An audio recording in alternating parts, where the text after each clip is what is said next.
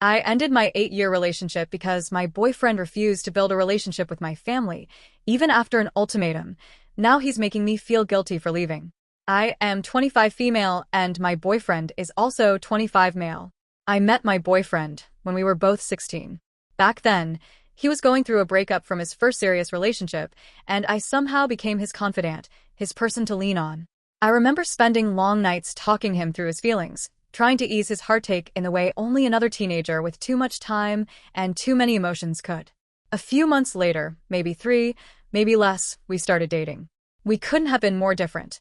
He was the classic rebellious teenager. He hated school, didn't care much for grades, and even sold vapes on the side. I, on the other hand, was the straight-A student, the rule follower, the one who wouldn't dream of touching drugs or alcohol before it was legal, or maybe even after. But because we went to different schools, those differences didn't feel so stark at first. In fact, in those early years, we got along incredibly well. We had fun together, we understood each other emotionally, and it just worked.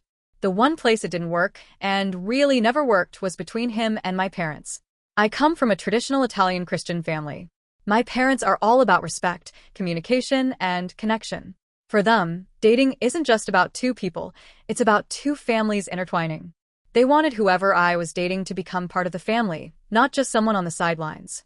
And part of that meant showing what they consider old-fashioned respect, shaking my dad's hand when entering the house, holding a conversation at the dinner table, respecting house rules like no boys in my bedroom, no laying together on the couch, no sleepovers. To me, that was normal. That was how I grew up. But from day one, my boyfriend struggled with all of it. He couldn't talk to my parents. I don't mean that lightly, I mean he literally couldn't talk to them. He wouldn't introduce himself unless they spoke first. He'd freeze up completely in front of them. And he absolutely couldn't wrap his head around why he had to follow house rules, especially as we got older, and especially when we were already doing all those things like laying together or sleeping over elsewhere. He thought it was controlling, suffocating, unnecessary. He just didn't get it. And that became a huge, growing problem between us. Over the next 8 years, yes, 8 years, I basically lived my life as the middleman. My parents would pull me aside and express, over and over again, how sad they were that they didn't feel like they knew him. They worried that I'd eventually drift away from the family because I was choosing someone who made no effort to connect with them. And every time, they'd end those talks by telling me they wanted to try and work on things. They weren't giving up. They just wanted some effort in return. Then I'd turn around and have a different conversation with my boyfriend. He'd tell me that he just didn't feel like he belonged in my family, that he felt out of place and unwelcome. And each time, he'd promise he'd try harder. He'd say, "I'll work on it. I'll do better next time." And for a while, I clung to that hope. I defended him. I reassured my parents and told them it just takes him longer to warm up, that he has anxiety about these kinds of interactions, that it'll get better. But year after year, it didn't. I can't even count the number of dinners where he sat silently across from my dad while my dad, who honestly shares so many interests with him, sat in awkward silence. Or the number of times he'd walk into my house and breeze right past my mom without saying a word. Not a hello, not a how are you, nothing. It wasn't malicious. It wasn't that he disliked them, but it was cold, and it looked like disrespect. And I couldn't blame my parents anymore for how they felt about it. As time passed, I started to see exactly what they had been saying all along. The tension in the air whenever he was over became heavy, almost tangible. I could feel it press against me at every family gathering, every dinner, every casual visit. And it led to an endless cycle. I talked to him about it, gently at first, then more firmly as the years went on.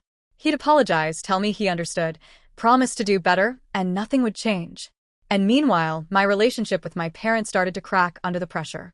My mom and I, especially, fought constantly.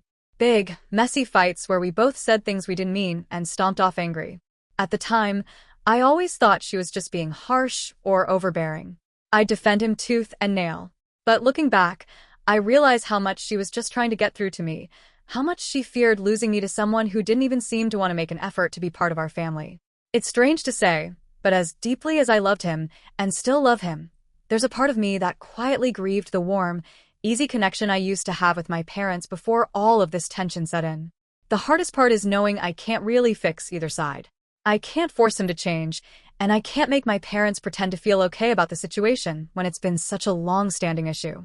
I didn't realize how deeply ingrained the pattern had become until it started spilling into other parts of my life. My friendships, for one. Friends would ask why he never came to certain gatherings or why he seemed distant when he did, and I'd slip right back into that role, the explainer, the buffer, the person constantly smoothing things over. He's just shy. He gets nervous around big groups. My family dynamic is intense, and it's a lot for him. I had dozens of these lines ready to go, at any time. I'd say them so often and so smoothly, it was like muscle memory. But the truth is, even I didn't fully believe those explanations anymore. Not after years of the same conversations, the same empty promises, the same awkward silences. It wasn't just nerves or shyness. It was avoidance. It was unwillingness. Whether it stemmed from discomfort, disinterest, or deeper-rooted issues, I couldn't say for sure. All I knew was that I couldn't keep pretending it was a phase he'd grow out of. I think what hurt the most, and I didn't admit this to myself for a long time, is that it made me feel like I wasn't worth the effort. I'd spent so much time advocating for him to my family, defending him, explaining him, and giving him grace. I kept waiting for him to show that he valued what mattered to me as much as I valued what mattered to him. My family was important to me. Their acceptance, their warmth, their involvement in my life, it was all a huge part of who I was. And no matter how many times I expressed that, he just didn't rise to meet it. I also started noticing how this pattern bled into smaller things too. If we had plans with my family, and he didn't feel like going, it was on me to cancel or make excuses. If there was a family event he did attend, he'd retreat into his phone or hang back quietly, leaving me to carry the social weight for both of us. And on the rare occasions where my family tried, really tried, to pull him into a conversation or include him, and he'd give one-word answers or glance my way as if asking to be rescued, I'd feel that familiar twist of frustration and sadness deep in my gut. I started feeling like I was living two separate lives. When I was with him, I tucked away my family ties and everything that came with them. When I was with my family, I tucked away my relationship and all of its complexities. And in the rare moments when those two worlds overlapped, I found myself shrinking, quieting parts of myself to make things smoother, keeping conversations surface level to avoid triggering tension, choosing neutral topics, avoiding family traditions I loved, hesitating before inviting him to anything because the inevitable stress just didn't seem worth it anymore. It wore me down in ways I couldn't articulate at the time. I was only in my early 20s, and yet I felt tired all the time, emotionally, mentally, even physically. My body felt heavy with the weight of all the tiptoeing and mediating. And because I didn't want to complain, because I loved him, and because I didn't want to sound ungrateful or dramatic, I kept most of it to myself. It wasn't until one particular evening that everything came to a head. My parents had invited us over for Sunday dinner, nothing fancy, just pasta and a movie night like we'd done 1,000 times before. I remember standing in the kitchen with my mom, helping her stir the sauce, when she looked at me and quietly said, "You don't seem happy anymore.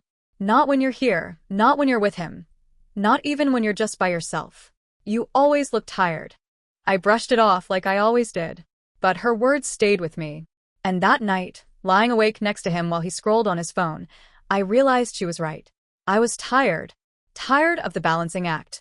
Tired of hoping and defending and making excuses. Tired of loving two sides so hard and watching neither of them budge. I wish I could say that was the moment everything became clear. That I made a big decision or had some profound realization about what to do. But the truth is, it was just the beginning of me slowly waking up to the reality I'd been avoiding. Over the months that followed, I started talking to him more candidly. Not in the same old rehearsed conversations, but in raw, honest ways. I told him how it made me feel to always be the go-between. I told him how much I loved him, but how much it hurt that he wouldn't engage with the people who raised me, people who I knew would welcome him with open arms if he just met them halfway. He listened. He always listened. And he always meant his apologies, I know that. But no matter how heartfelt the conversations were, the action just didn't follow. And slowly, painfully, I started accepting that maybe it wasn't going to. Maybe it couldn't. What I wrestled with the most was the idea that love might not be enough. We're so often told that love conquers all, that love bridges divides and smooths over cracks. But sometimes love just sits there, as strong and deep as ever, while everything practical crumbles around it. And realizing that broke my heart in ways I didn't know hearts could break. There are still days I sit with all of it and feel a deep ache, not just for what we struggled with, but for everything I lost along the way. I lost easy Sunday dinners with my parents. I lost the ability to relax fully at family gatherings. I lost parts of myself I didn't even notice slipping away until they were gone. And no matter how much I loved him, no matter how much I still do, I couldn't get those parts of me back without acknowledging how unsustainable things had become. I don't know how our story ends yet. We're still together as I write this, still navigating the same old challenges, still loving each other in the midst of it all. But at least now I see things clearly. I see the patterns. I see the toll. And I see, finally, that I can't carry both worlds alone forever. After I gave him that ultimatum, after I sat there and poured my heart out with shaking hands and a lump in my throat, telling him as clearly as I possibly could that I needed him to make some kind of effort with my family, I waited. I waited through the winter, through the holidays where, once again, I went to my family's house alone while making excuses for why he couldn't join. Through dinners and birthdays and small Sunday visits where his absence hung in the room heavier than any words ever could. I kept waiting because that's what I'd always done. Waiting had become a second skin, something so normal I didn't even notice how heavy it had gotten to wear. And nothing changed. He didn't come to my house. He didn't see my parents. He didn't even ask about seeing them. The only interaction in all those months was once, back in November. A brief, awkward hello and goodbye that felt more like strangers passing each other on a sidewalk than two people whose lives were supposed to be intertwined. And now here we were in May. My parents had just sold their house, the house I grew up in, the house that had been the backdrop for so many family dinners, lazy Sunday afternoons, birthday parties, and movie nights. They were moving 3 hours north, starting a new chapter in their lives. And as I stood there in that house for one of the last times, I felt this deep, gnawing ache settle into my chest. If he couldn't, or wouldn't, build a relationship with them when they were 10 minutes down the road, how in the world could I expect him to do it when they lived 3 hours away? How could I keep fooling myself into believing that one day it would just click for him and he'd suddenly want to bridge that gap? I had been hoping and waiting for nearly a decade. At what point do you stop calling it hope and start calling it denial? So on Tuesday, I finally said it all out loud. I sat him down and told him everything. I told him it was unfair for either of us to try and change the other, that I shouldn't have to twist myself inside out to be okay with something that made me feel so hurt and unseen, and that he shouldn't have to force himself to be someone he's not just to meet my expectations. I told him that, for me, having a partner who builds relationships with my family and friends isn't just a nice to have, it's fundamental. It's part of how I feel safe and whole in a relationship. It's how I envision building a life with someone. I reminded him gently, but firmly, about the ultimatum. About how it had been almost a full year and not an inch of progress had been made. And that's when he told me, in his calm, measured voice, that he had actually never intended to make progress at all. I think in all the years we'd been together, that was one of the hardest things I've ever heard him say. Not because it was said cruelly, it wasn't, but because of the blunt, simple finality of it. He said it wasn't something he could do, that it wasn't in him, and that he didn't understand why I couldn't just accept that and stay with him anyway. He told me I should be putting him first. That loving him should mean accepting this part of him, no matter how painful it was for me. That it shouldn't matter if he didn't mesh with my family. What should matter was that we loved each other. And I sat there for a long time, just letting his words settle over me like a heavy blanket. Because in some ways he wasn't wrong. Love does ask for acceptance. Love does ask us to meet our partners where they are. And I had done that. I had been doing that for years. But love also needs to be reciprocal. And I needed something too. I needed a partner who would stand beside me at family dinners, who would laugh with my parents, who would one day be part of holiday traditions with my siblings and nieces and nephews. I needed someone who didn't just tolerate that part of my life, but embraced it with me. I told him all of that. I told him we seemed fundamentally different in what we valued, not in small, surface-level ways, but in deep, foundational ways that would shape the course of our entire future. And that, for me, this wasn't negotiable anymore. I couldn't keep carving off pieces of myself just to keep the relationship afloat. Our conversation stretched on for 4 hours. We circled the same points over and over again, each of us trying to make the other understand. He kept saying how much he loved me, how losing me would destroy him, how he couldn't imagine his life without me. And God, hearing that hurt, because despite everything, I still loved him too. I still saw all the wonderful parts of him. The way he made me laugh, the way he could be gentle and thoughtful and supportive in other areas of life. But loving someone doesn't erase incompatibility. Loving someone doesn't erase years of hurt and disappointment. Now, a few days later, I find myself sitting with this complicated mess of feelings. On one hand, I feel clear. Clearer than I've felt in a long time. I know deep down that I made the right call. I know that continuing on as we were, me always hoping, him always avoiding, would only have stretched out both of our suffering for years to come. But on the other hand, he's making me feel so guilty. He's still texting me, still telling me he loves me, still acting as if maybe this is just another bump in the road we'll get over like all the ones before. And even though I haven't responded to most of those texts, the words burrow under my skin. They make me question myself. Make me wonder if I'm being cold or unkind for finally drawing a hard line. He is a good man in so many ways. I don't want to vilify him or paint him as some terrible person because he's not. But in other ways, in this deeply important way, he's been breaking me slowly, quietly for years. And the hardest thing to accept is that he didn't even realize it. I keep reminding myself of that. I keep repeating in my head that choosing myself and choosing the life I want isn't cruel or selfish.